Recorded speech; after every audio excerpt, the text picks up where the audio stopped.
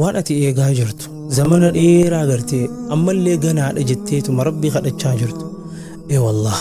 fabasharnaahu akkuma rabbii subhaanahu wa ta'ala gartee anbiyaa isaa gizee gammachiisu fabasharnaahu je rabbiin gartee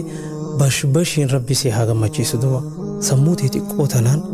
rabbii kee gartee haajaa xiqqoo kadhattaati haajaa takkaa lama qofa rabbii kee kadhachaa jirta ta'a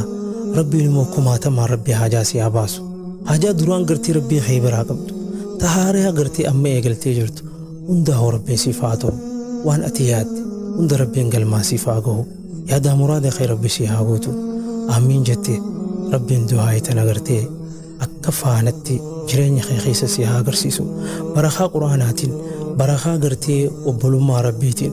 barakaa gartee aniin kuni gartee halaalaa du'aa isii godhu ka gartee nu jidduu maslahaan takka illee hin jirre rabbiin yaadaa muraada kee si haa guutu